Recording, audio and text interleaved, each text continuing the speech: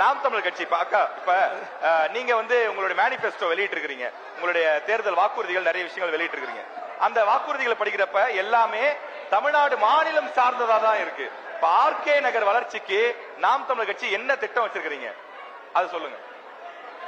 RK நகர் வளர்ச்சிக்கு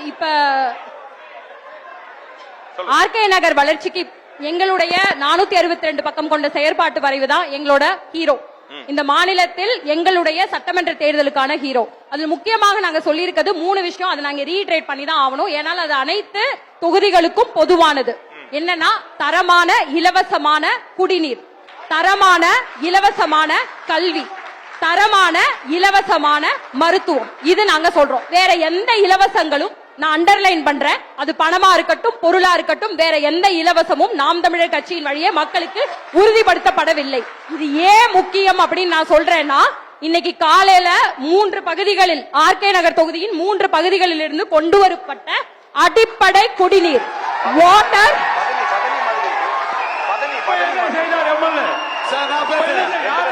நீங்க பேசுறது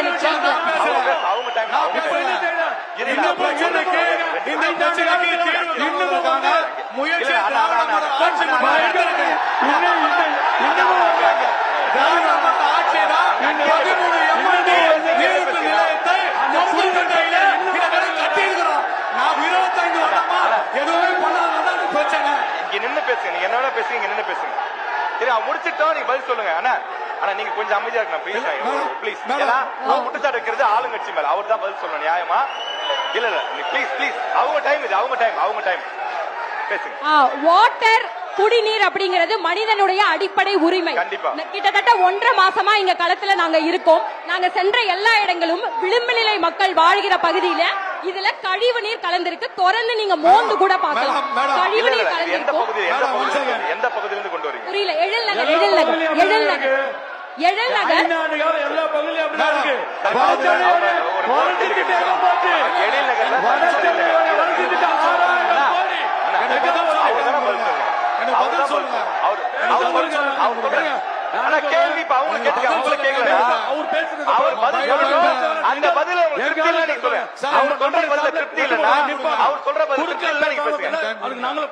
ஒரு நிமிஷம், அவங்க குற்றச்சாட்டு அவங்க மேலதான் சொல்லிருக்காங்க. நீங்க பேசுங்க. இல்ல அவர் பேச மாட்டார், நீங்க பேசுங்க. அவங்க எழில் நகர் நான் பதில் சொல்றேன். உட்காருங்க. இப்ப உங்களால முடிக்கல. உட்காருங்க பாஸ், உட்காருங்க. ஆனா அவங்களா நீ பார்க்க வேணாம், என்ன பார்த்து சொல்லுங்க. அவங்க என்ன சொல்றாங்கன்னா, எழில் நகர் உள்ளிட்ட பகுதிகளில் நான் பதில் சொல்றேன் சார். தண்ணி சரியில்லைன்னு சொல்லிட்டீங்க. தண்ணியில குடி தண்ணீர்ல கழிவு நீர் கலக்குதுன்னு சொல்லிருக்கீங்க. அதுக்கு அண்ணா ஆளுங்கட்சி சார்பா பதில் சொல்றாரு. ஆர்கே நகர் சட்டமன்ற தொகுதியில குப்பை கிடங்கு அதை ஒட்டி இருக்கு, அதனால நிலத்தடி நீர் மாசு. ஆர்கே நகர் சட்டமன்ற தொகுதியில் B canal, Buckingham canal, captain cotton canal, கொடுமையர் கனால் இருக்கு. அதனால நிலத்தடி நீர் மாசுபட்டு இருக்கு. அதே மாதிரி ஒட்டு மொத்தமா எல்லா ஆயில் நிறுவனத்தோட ஸ்டோரேஜ் பிளான்ட்டும் ஆர்கே நகர் தான் இருந்தது. அந்த பைப்பு எல்லாம் ரெஸ்ட்ரக்ஷன் ஆகி ஒட்டு மொத்தமாக நிலத்தடி நீர் பாதிக்கப்பட்டிருக்கிறது.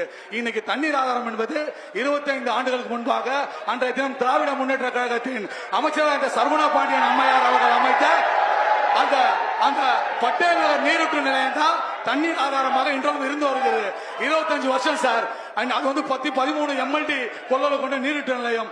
அதாவது 13 கோடி லிட்டர் நீர் கொண்ட நிலையம். இந்த தினம் 25 வருஷம் ஆகுது. இதை எந்த திட்டமும் யாருமே கொண்டு வரல.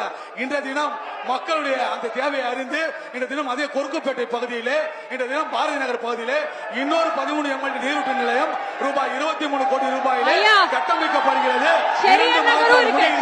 அதே மாதிரி 40 வருடமாக முன்பாக போட்ட குடிநீர் குழாய்கள், 40 வருடத்துக்கு குடிநீர் குழாய்கள் இன்னைக்கு வளர்ச்சி திட்டத்தின் கீழ் 46 கிலோமீட்டருக்கு ஆர்கே நகர் மத்தியில் குடிநீர் குழாய்.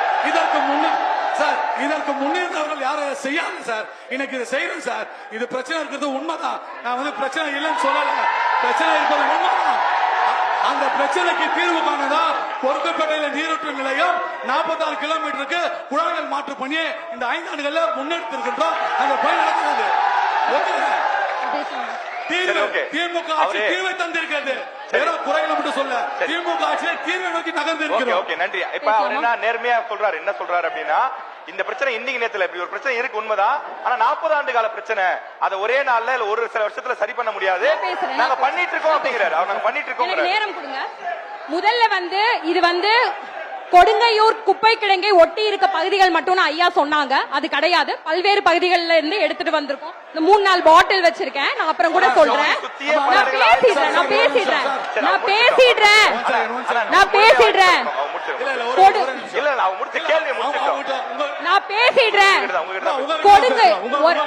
ஒரு நிமிஷம் பேசுறேன். நீங்க சயின்டிஸ்ட். ஆமாங்கய்யா. இது கழிவு நீர் கிடையாது. அதாவது நான் சொன்ன பாத்தீங்களா, நீரோட அளவு அன்னைக்கு 1000 பேர் இருந்தாங்க. அந்த கெப்பாசிட்டி ஒரு நிமிஷம், இன்னைக்கு 10,000 பேர். நீர் இன்னைக்கு பற்றாக்குறை. அந்த நீர் பற்றாக்குறை குறைவா போனோம். அந்த வேக்கம், அந்த ஹேர் உள்ள ஃபில் ஆகும் போது அந்த ஸ்மெல்லிங் வரும். இது கழிவு நீர் கிடையாது. அதற்காக தான் 13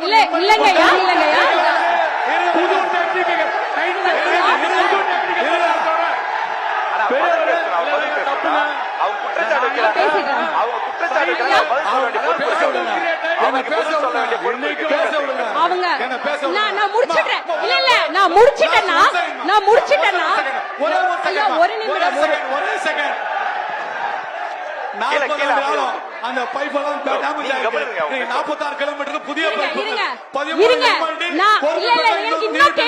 தண்ணீர் பிரச்சனைக்கு நிரந்தர தீர்வை திராவிட மாடல் அரசு இந்த 5 ஆண்டுகள் கொண்டு வந்திருக்கிறது. இன்னும் 2 மாதத்துக்கு பிரச்சனைக்கு நிரந்தர தீர்வு காணப்படும். ஓகே. இப்ப ஐயா கொடுங்கையூர் குப்பை கிடங்கு இங்க உள்ள சிக்கல்கள் பத்தி சொல்றாங்க. கொடுங்கையூர் குப்பை கிடங்கை ஏன் இவர்கள் அகற்றுவதற்கு அதுக்கான முழு முதற் தீர்வு எடுக்கல நான் கேக்குறேன். ஏன் கேக்குறேன் அப்படின்னா, தென் சென்னை பகுதி இருக்குல்ல, தென் சென்னையில பெருங்குடியில ஒரு குப்பைமேடு இருக்கு. இந்த 5 ஆண்டுகளில் பயோ மைனிங் என்கிற ஒரு டெக்னாலஜியை பயன்படுத்தி, தொழில்நுட்பத்தை பயன்படுத்தி அந்த குப்பை கிடங்கை அகற்றியுள்ளார்கள். நான் முடிச்சுக்கிறேன். செஞ்சிருக்கேன் சார். பயோ மைனிங் 400 கோடி ரூபாய் ஒதுக்கி அந்த குப்பையில வேலை தொடங்கிட்டு சார். கேள்வி முடிச்சிச்சு. அவங்க கேள்வி முடிச்சு. Camera focus. சொல்லுங்க. என்ன சொல்லுங்க. பெருங்குடியில அந்த குப்பை கிடங்க அகற்றிட்டு பசுமை பூங்கா கொண்டு வருவதற்கான திட்டங்கள் ஏற்படுத்தி இருக்கு. இது பிப்ரவரி 2026 இங்க ஒரு புது எரிவுலைக்கான கமிஷன் சாங்ஷனிங் பண்ணிருக்காங்க. இருக்கிற பழைய எரிவுலையில கிட்டத்தட்ட அது ஆபரேட் பண்ணப்பட்ட எந்த காலத்திலையும் இதுல இருக்க சார் சொன்னாங்கல்ல பொல்யூட்டன்ஸ், அந்த பொல்யூட்டன்ஸோட பட்டியலை நான் சொல்றேன். Sulphur di oxide, nitrogen di oxide, nitrous oxide, HCl, carbon di oxide, carbon monoxide, thallium, mercury, antimony, arsenic, chromium, cobalt, manganese, copper, nickel. புத்தகத்துல படிச்சு சொல்றாங்க, நாங்க களத்துல செஞ்சு காட்டி இருக்கிறோம். அவங்க புத்தகத்துல படிச்சுட்டு சொல்றாங்க. ஆதாரம்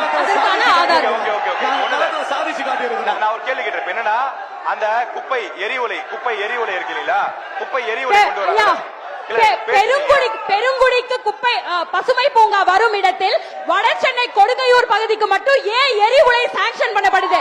ஏற்கனவே இருக்க எரிவுலை அகற்றதுக்கு இவங்க என்ன பண்ணாங்க? இவங்க கேக்குற கேள்வி என்னன்னா, 2 பேருக்கும் கேக்குறேன். ஒருத்தருக்கு மட்டும் நான் கேக்குற கேள்வி என்னன்னா, சென்னையை பொறுத்த வரைக்கும் தெற்கு வாழ்கிறது, வடக்கு தேய்கிறது, அப்படிதானே? அதான் சொல்றீங்க. குப்பை கிடங்கு 2 ஆட்சியில அவர்கிட்ட கேட்டு அண்ணன் கேட்கலாம். இப்ப என்னன்னா,